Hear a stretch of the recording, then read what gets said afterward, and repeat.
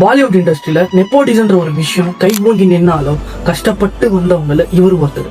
இதே மாதிரி இன்ட்ரெஸ்டிங்கான வீடியோஸ்க்கு என்னோட இன்ஸ்டாகிராம் அண்ட் யூடியூப் பேஜை ஃபாலோ பண்ணுங்க.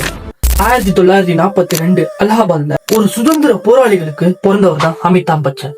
இவங்க அம்மா அப்பா ஒரு சுதந்திர போராளினால இவரை நிறைய சமூக சேவை வேலை பண்ண வைக்கிறாங்க. என்னதான் இவங்க அம்மா அப்பா ஒரு சுதந்திர போராளியா இருந்தாலும் ஆனா இவருக்கு சின்ன வயசுல இருந்து சினிமா மேலதான் ஒரு கண்ணு இருந்துட்டே இருக்கு. இவரு ஸ்கூல் அண்ட் காலேஜ் லைஃப அலகாபாத்லயே முடிக்கிறாரு. வேலை தேடி கல்கட்டாக்கு போறாரு. ஷை அண்ட் இன்ட்ரோவர்ட்டா இருக்கிறதுனால அவருக்கு எங்கேயுமே வேலை தர மாட்டாங்க. அப்பதான் இவருக்கு சினிமான்ற ஒரு விஷயம் ஞாபகம் வருது. ஏன் நம்ம சினிமாவுக்கு ட்ரை பண்ண கூடாதுன்னு நினைக்கிறாரு. கல்கட்டால இருந்து மும்பைக்கு கிளம்புறாரு சினிமாக்காக சான்ஸ் தேடி. நிறைய ரேடியோ ஸ்டேஷன் கம்பெனில ஆர்ஜேக்கான வேலையை தேட ஸ்டார்ட் பண்றாரு. ஆனா இவரோட வாய்ஸ் ரீசனா காமிச்சு இவரை ரிஜெக்ட் பண்ணிடுறாங்க. அடுத்து நிறைய ப்ரொடியூசர்ஸ் கிட்ட சினிமால சான்ஸ்க்காக தேடி போறாரு. இவரோட ஹைட்ட காரணமா காமிச்சு இவரு ஒரு ஹீரோ மெட்டீரியல் இல்லன்னு சொல்லி இவரை ரிஜெக்ட் பண்ணிடுறாங்க. அப்போ இவர் கையில காசு இல்லாம பீச்சோரமா இருக்கிற பிளாட்ஃபார்ம்ல தான் தூங்குறாரு. இவர் என்னதான் நிறைய அவமானப்பட்டாலும் 1973 ரஞ்சித் ஒரு படத்துல இவருக்கு நடிக்கிறதுக்கான சான்ஸ் கிடைக்குது.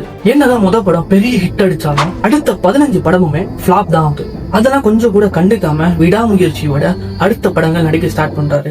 அப்போதான் ஷோலே, டான், கூலி மாதிரியான படங்கள் பிளாக் பஸ்டர் ஹிட்ட கொடுக்குது. அங்க இருந்து கட் பண்ணா இன்னைக்கு பத்மபூஷன், பத்ம விபூஷன் சொல்லி நிறைய அவார்டுகளை வாங்கி குவிச்சு நிறைய அவமானங்கள், நிறைய கஷ்டங்கள்ல 60 வயசுல கிராஸ் பண்ணி வந்தவர் தான் அமிதாப் பச்சன். இன்ட்ரெஸ்டிங்ல இந்த வீடியோவை உங்க ஃப்ரெண்ட்ஸுங்களுக்கு ஷேர் பண்ணுங்க. ஏன்னா இந்த விஷயத்த அவங்களுக்கு தெரிஞ்சுப்பாங்கல்ல.